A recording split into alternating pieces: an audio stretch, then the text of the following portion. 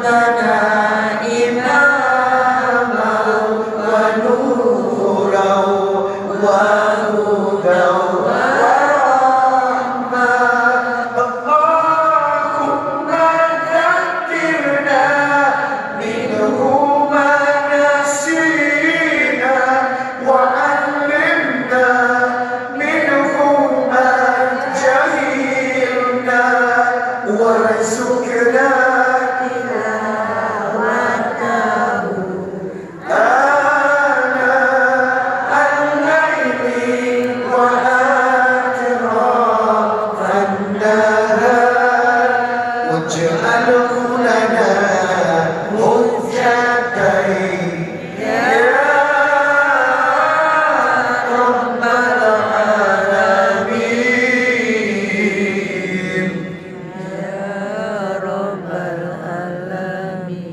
Allahumma barik di ummati fi bukuriha. Ini doa Rasulullah. Ya Allah, berkahi umatku di waktu subuh. Amin. Maka insya Allah siapa yang menjaga subuh dan teman-temannya, Anda sedang membuka pintu keberkahan pagi. Saya katakan membuka subuh dan teman-temannya, berarti Bapak Ibu subuh itu punya teman-temannya yang bikin tambah berkah. Siapa temannya subuh? Kita buka surat Al-Isra 78 dan 79.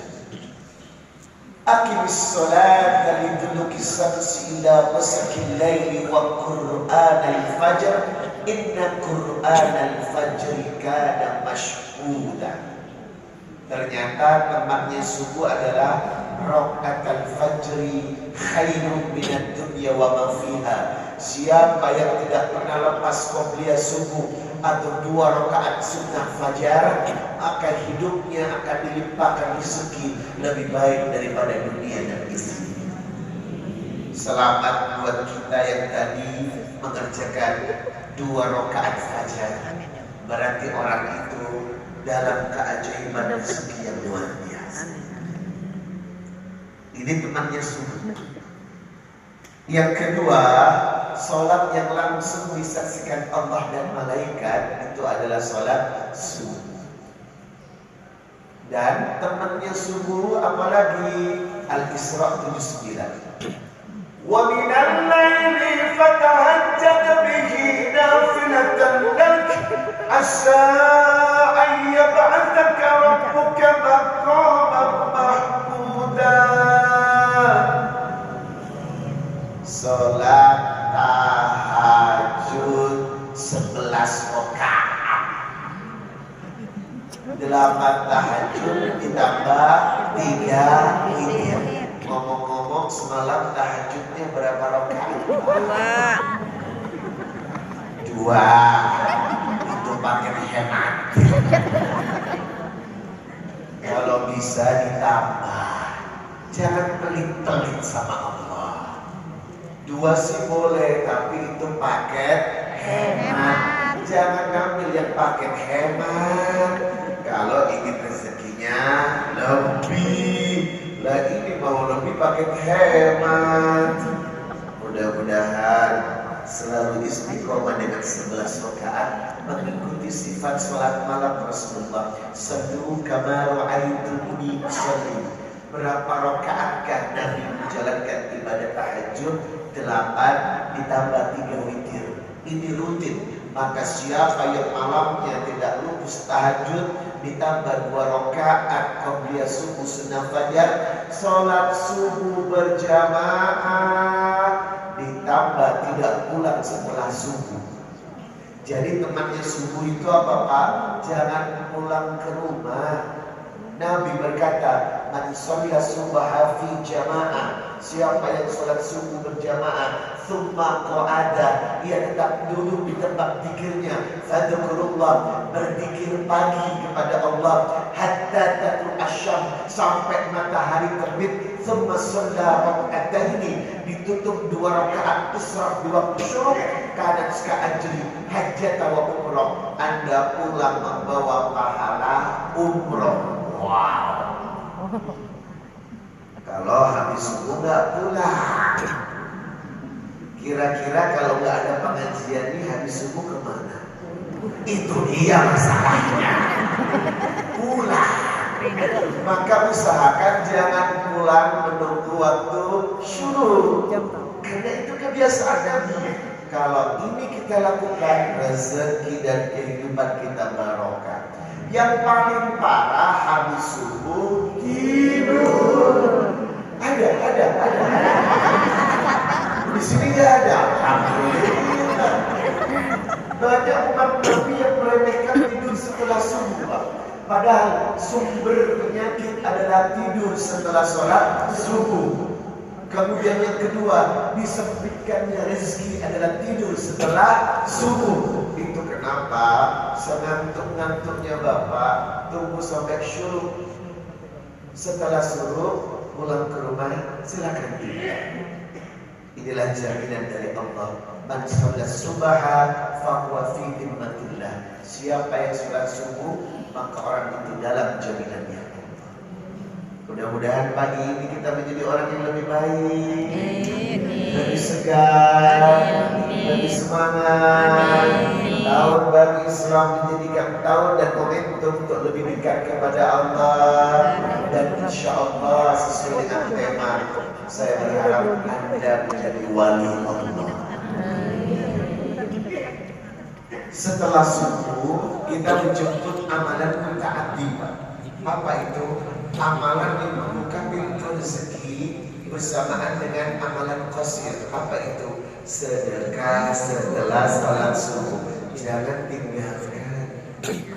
Bangun tidur sedekah, mau tidur sedekah. Inilah rezeki yang lancar. Bapak buka surat Al-Baqarah 274. Alladzina yunfikuna amwalahum bil-laili wan-nahari sirran wa alaniyatan falahum ajruhum 'inda rabbihim fala khaufun 'alaihim wa la hum yahzanun. Adakah orang-orang yang tidak pernah khawatir? Adakah orang-orang yang tidak pernah takut dalam hidupnya? Ada. Alladzina yunfikuna amwalahum, orang-orang yang senang sedekah bil-lail wan-nahar, siang dan malam atau pagi dan malam, sehari tidak kurang dari 2 kali. Bangun subuh sedekah, mau tidur setelah isya sedekah. Siapa yang sedekahnya seperti ini, rezekimu lancar. Ngomong-ngomong, pengen gak rezekinya lancar? Apalagi dikabulkan semua keuangannya, Masya Allah. Maka ingat tips dari Rasulullah dan Al-Quran. Bangun tahajud 11 rakaat plus witir. Rakaat al-fajri jangan tinggalkan setiap pagi. Sholat subuh berjamaah wajib untuk laki-laki. Kalau perempuan, waqarna fi buyutikunna, boleh di rumah, boleh di masjid. Tetapi mana mimbar atau tempat mihrab terbaik untuk wanita? Rumahnya. Beda dengan laki-laki. Laisa sholat asqala 'alal munafiqin min sholatil fajr wal isya walau ya'lamuna ma fihima la'atawhuma walau habwa. Hadis muttafaqun alaih, Bukhari Muslim. Tidak ada gelar munafik yang diberikan kepada laki-laki muslim kecuali bapak-bapak yang tidak mau sholat subuh dan isya berjamaah. Kalau ada laki-laki yang tidak mau sholat subuh dan isya berjamaah, dia adalah laki-laki munafik tulen 20 perkara. Ibu, jangan kebalik. Ibunya di masjid, suaminya di rumah, najis terlalu. Di mana letak sholatnya laki-laki? Di masjid. Paling gemes melihat laki-laki sholatnya di rumah. Gemes banget. Masjid ini lantai 2 dibuat untuk laki-laki.